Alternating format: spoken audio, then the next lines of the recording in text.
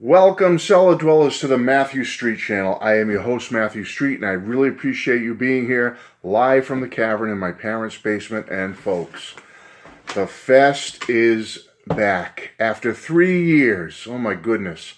2019, it was early spring 2019 that we all gathered together to enjoy and celebrate the band we love so much, the Beatles, at a fest.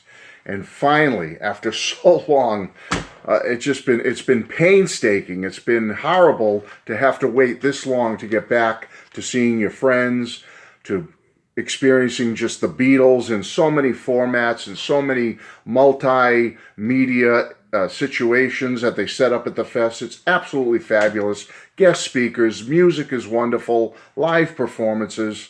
It's a great thing. Now, I was only able to go one day this year, unfortunately, which was Sunday, April 3rd, 2022.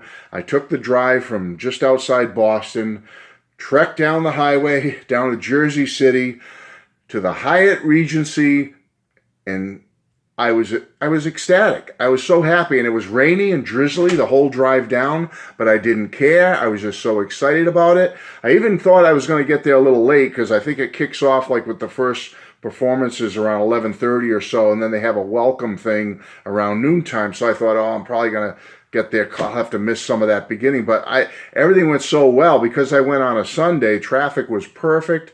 I got down there, no problem.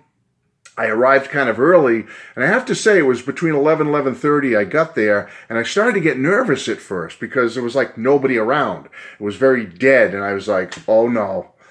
Don't tell me because of COVID, because it's been so long that the fest is petering out, it's dying, it's the enthusiasm is not there anymore. But you know what? I was totally wrong, folks, because as the hours ticked by, and it really kicked in after the introduction and the music started. People started to arrive, and folks, by the time it got to the special guest speaker, who was via Zoom, and that was director Peter Jackson, the famous director of Get Back, the great Beatles documentary. By the time he was speaking on the screen in the main ballroom, the place was packed, folks. The ballroom was packed. All the rooms where all the events were packed. It was just a fabulous thing. The lobby where people hang out and jam and sing and commiserate and congregate was packed. It was absolutely wonderful. Made me so happy, made my heart warm to see that the fest is back and people are being part of it and people are being enthusiastic about it. Made me so happy. So anyway, it was just a great day. But the marketplace is the only thing that was a little bit of a disappointment for me. And I'm just going to be honest with you. I mean, because I go back to the old days. I go back to old days. I don't go way back to 74 when it first started. But early 80s and onward, I was pretty much a semi-regular at the fest. There was also another great Beatles convention held in the Trumbull, Connecticut, and New Haven area. For many years, which no longer exists. I used to go to that one all the time. But the fest has been one of my regulars. And boy, if you go back in the day, the marketplace, you could go into the marketplace and get lost for hours back in the old days. You would be in there and they'd have to send a search team out to find you because you would just get caught up in it. And after a while, you don't even realize that 2 hours, 3 hours went by and you might be missing a speaker's presentation or a special musical performance because you're so caught up in all the goodies and stuff you're seeing in the marketplace that you forget about time. Folks, but I'm sad to say it's not like that anymore. At least the last few fests that I've been to, it's been slowly decreasing the amount of vendors, people presenting products and items. It's really saddens me in a way, and I don't know what the reason is. I'm not going to speculate here. I'm not going to, try to throw people under the bus or anything, but it was very disappointing to me to see the lack of vendors in the regular marketplace. Very small. You could go through it in a matter of minutes. So, and I got to say in general, though, I'm not a big buyer of stuff, as it were, anymore, like live at a fest or at a convention like this. Back in the day before the internet and everything and just being able to get on a little computer and go click, click, click, what do I want? Oh, I want that album, click, and it's delivered right to your front door. back in the day, going to something like the Fest and hitting that marketplace was like, to find holy grails was like you had to do it, because you would get there and just, you'd be like a kid in a candy store. You just couldn't believe all the Beatles products, items, music, memorabilia, collectibles that you'd find. But it's not like that nowadays. Nowadays, if I want something like the rest of you, I just go online, I look for it, I search it out, find it for a good price or something I can afford, and I click and I get it. So I don't buy a lot. A lot of people said to me when I was going to the fest this year, "Oh, Matt, let us know all the wonderful things you get." I really don't have too much to show you folks. It shouldn't take me too long of what I acquired at this year's fest. I was only there, like I said, Sunday, and I was only there for about 6.5 hours of the entire day because of such a long drive. I wanted to get down there, enjoy it, and then get home. So, but let me talk about the general activities of the fest. Let's not focus on the marketplace. In general, the fest is great. It's still a great environment. It's still everything you imagined it to be. Usual activities are all present. You have the authors area, which was fantastic. They had a lot of great authors there, like Bruce Spicer, Kid O'Toole, Mark Lewison was there. You could have met Mark. And so, yeah, that end of it is excellent, very good. The music rooms, the video rooms, the activity rooms, things you can see, presentations and whatnot, that's all there. It's wonderful. Absolutely fantastic. Special guests that were there this weekend were Chris O'Dell from Apple. You had Lawrence Juber, of course, from Wings. Greg Bisonet, a famous drummer, and from Ringo's band. Mark Lewison, as I said. The big treat for me, though, was, two big treats. So let me mention one first, was obviously Peter Jackson, director of the Get Back documentary, appeared via Zoom live from New Zealand, and he did a whole talk and question and answer. It was absolutely fabulous, but the big treat with that was that the second half of Peter's presentation, a special guest popped on live via Zoom with Peter, and that was none other than Michael Lindsay Hogg, the director of Let It Be. And they spoke together, the two of them. It was absolutely wonderful to see Peter Jackson and Michael Lindsay Hogg together up there on the big screen, live in front of us on Zoom, talking, commiserating memories. It was just wonderful, absolutely great. So that was a treat. And the second, let me put this down for now because I want to show you some stuff.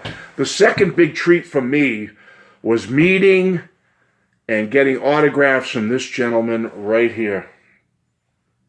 Don Dannerman from The Circle. You all know and love The Circle. Oh my goodness. Turn Down Day, Red Rubber Ball, opening act on the Beatles' final world tour in 1966, played their final show with them at Candlestick Park in August of 66.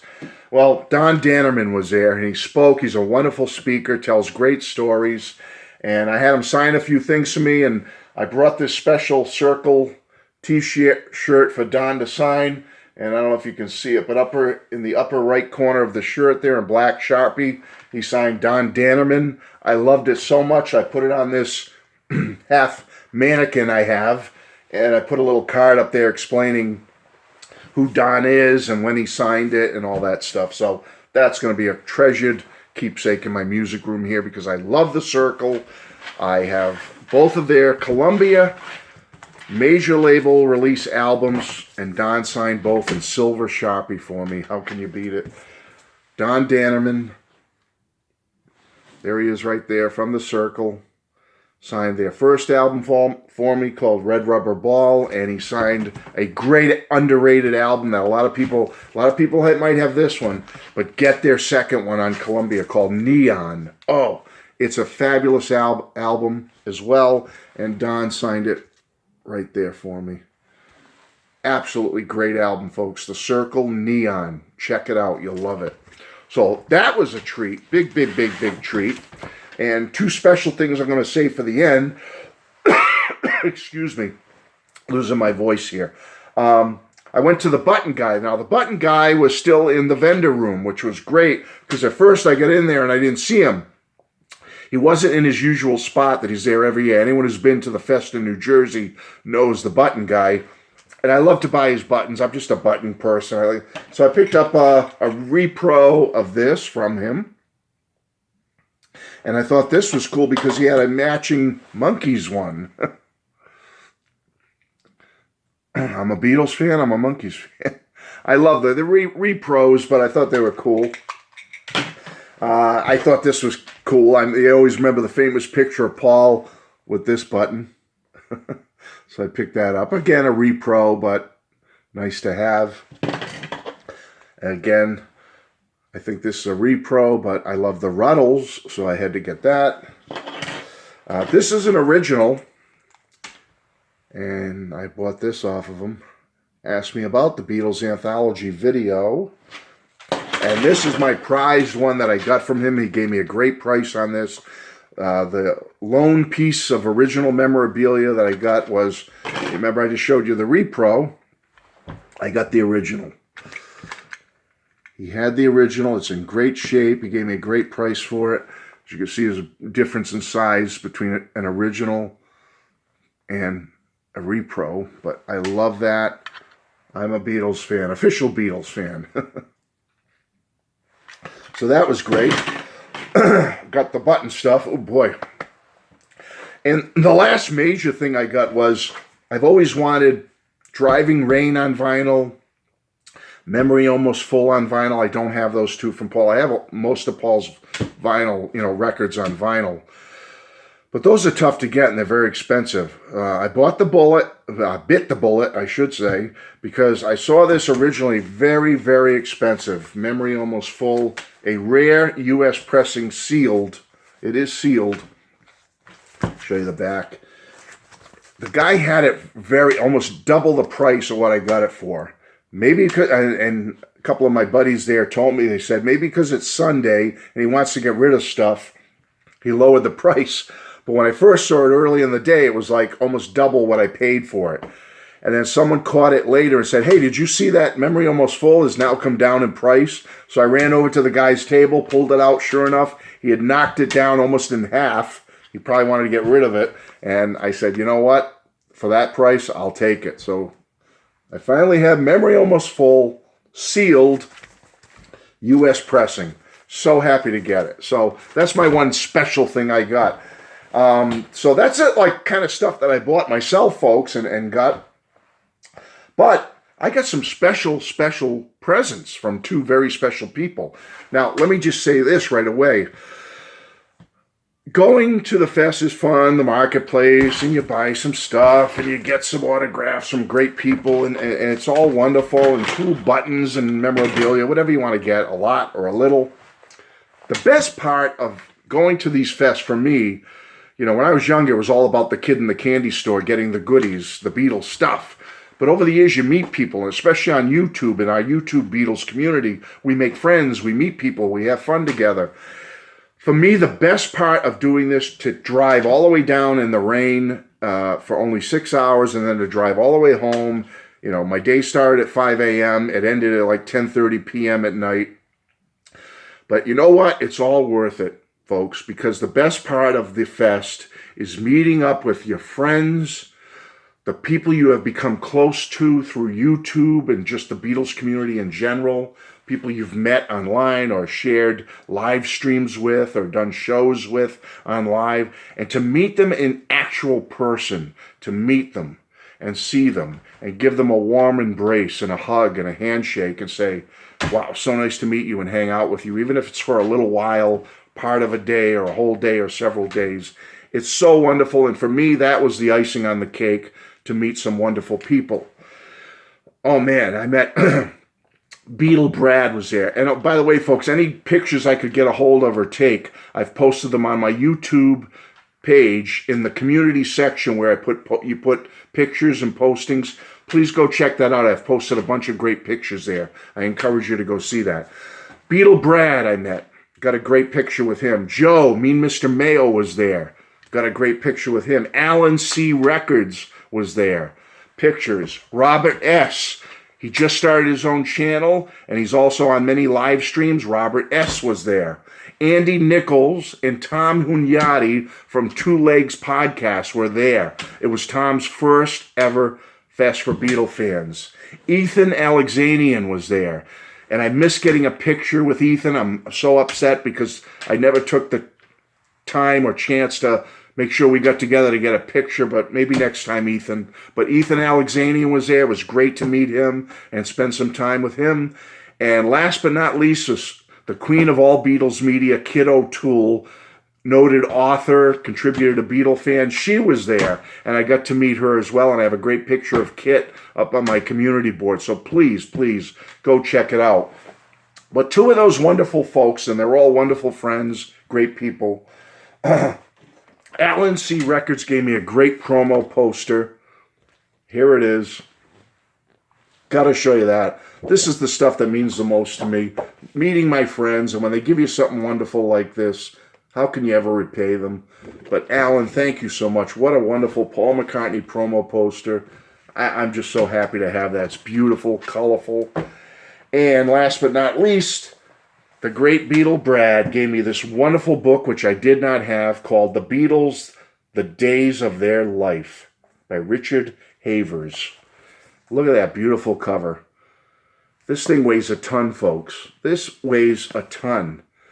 I mean, it reminds me of the Get Back book. You know, you could take the Get Back book and this book that Beatle Brad gave me, and I could do curls with it. You know, I could pump some iron with these books. They're so heavy, but I love it. Look at these great back cover pictures. And, you know, I can't go through the whole book with you folks, but it's absolutely wonderful. The thing about this book is so many rare pictures. Yeah, there's some pictures we've seen like this, but there's tons in here I've never seen before. Just great stuff, you know, on Carnegie Hall stage and stuff I've never seen. Absolutely beautiful book. Beautiful book. I can't thank Beatle Brad and Allen C. Records enough for these wonderful gifts. It just made my day, folks. I mean, wonderful people all around. Everyone I met, got to hang out with for a little bit. It was so much fun. I'm so happy I went to the fest this year and made the effort. And I really look forward to, now that things are hopefully getting back to normal, that we'll all be able to get together again next year at the fest in New Jersey, or I'll see them in other places, I hope. Love you all. Bye-bye.